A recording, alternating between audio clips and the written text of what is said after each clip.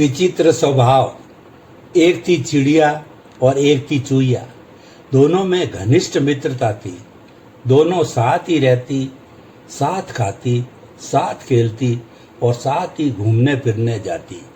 चिड़िया भी सरल स्वभाव की और समझदार भी बहुत थी और वो हमेशा चूहिया का हित चाहती थी। समय समय पर उसे समझाती भी रहती थी, लेकिन चूहिया थी बिल्कुल उसके विपरीत स्वभाव की। वह चिड़िया की बात सुन तो लेती, लेकिन न तो वह उसकी बातों को मानती थी, उल्टा उसी को कोई न कोई अतर्क संगत तर्क जवाब दे देती थी। एक दिन उन दोनों की जंगल में पिकनिक मनाने की योजना बनी और निकल पड़ी दोनों पिकनिक के लिए।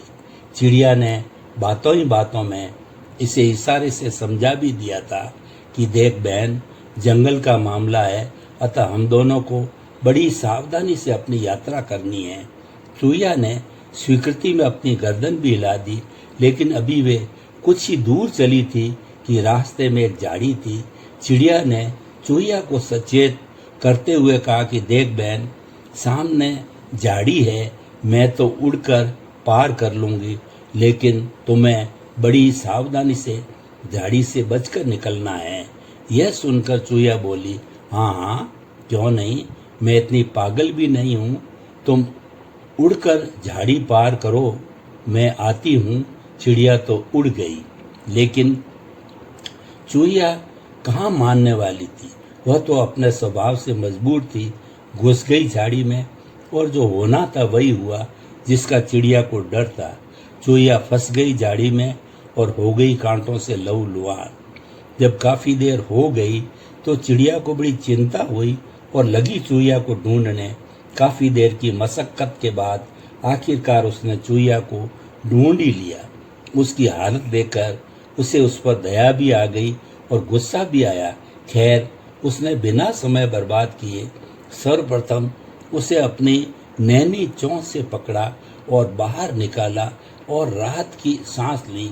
कुछ क्षण आराम करने के बाद चिड़िया बोली, देख बहन, मैंने तुझे पहले ही समझाया था कि झाड़ी से बचकर निकलना, लेकिन तूने मेरी बात नहीं मानी।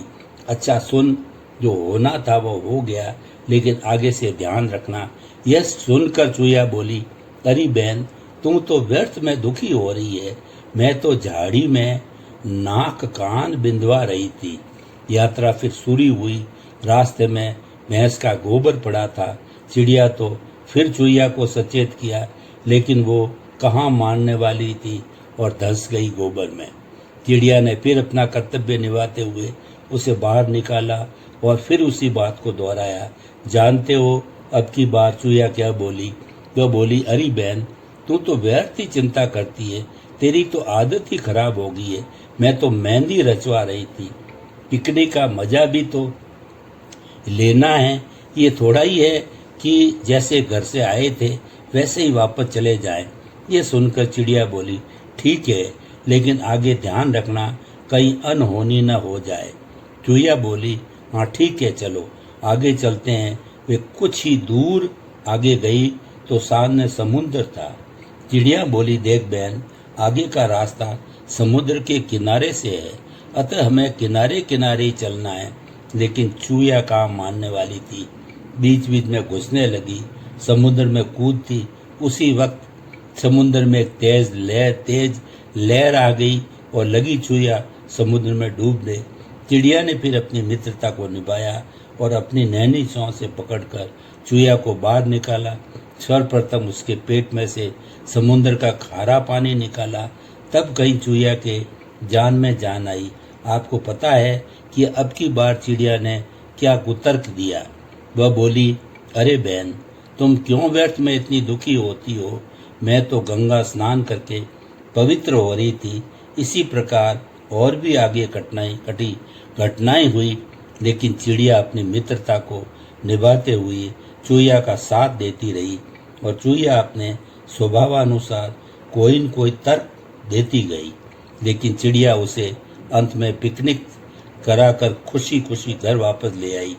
इसलिए शास्त्रों में कहा भी जाता है कि जिसका जो स्वभाव है वो बदल नहीं सकता, अर्थात स्वभाव परिवर्तन होना कठिन है। जैसे कुत्ते को राजा बना दिया जाए तो क्या वह जूता नहीं चाटेगा, अर्थात अवश्य चाटेगा।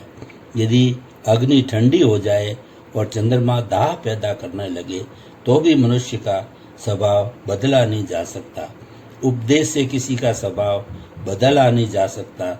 जैसे तपा हुआ भी पानी फिर से ठंडा हो जाता है।